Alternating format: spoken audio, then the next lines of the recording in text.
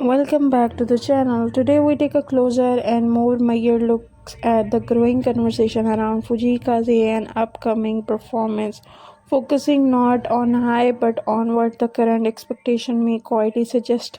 When people talk about Kojila, they often imagine scale first, multiple stage, overlapping time slots, and an audience that shift constantly between curiosity and familiarity.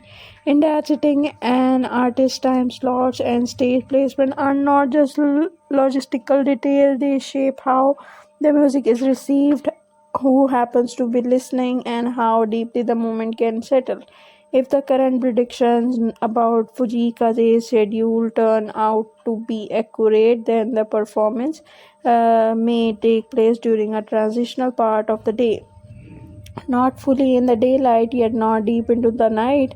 The kind of timing tends to create a unique atmosphere. The audience is more attentive than during the early hours, but less distracted than at peak headline moment. It allows space for music that unfolds gradually rather than demanding an immediate reaction. The choice of the stage also matters in substitute way. A slightly more intimate stage compared to the largest ones often create a different kind of connection. Listeners are not just passing by, they tend to stay longer, allowing the artist's day to reveal itself without interruptions. For Fujikaze, whose music often blends softness with emotional clarity, this environment could support a more focused listening experience. Then there is a question of order within the lineup. It plays between artists with constructed style. The performance can act as a kind of reset, not in a dramatic sense, but as a shift in packing.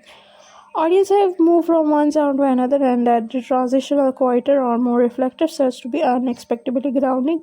It is in his movement that new listeners often discover something they did not plan to hear. So, in many ways, this is how international recognition often grows, not through a single moment of impact, but through a series of well-placed appearances that allow the music to speak in its own way. Kojila, with its constant movement and diversity, become less of the stage to conclude and more of the space to be experienced. So, rather than asking what dramatic outcomes might occur, it may be more useful to consider how the conditions support a certain kind of listening. If the timing, placement, and flow become together as expected, so the result may simply be performed that feels natural, unforced, and quietly memorable. And sometimes that is what stay with people the longest. So if you like this update, must subscribe to the channel and share with other friends.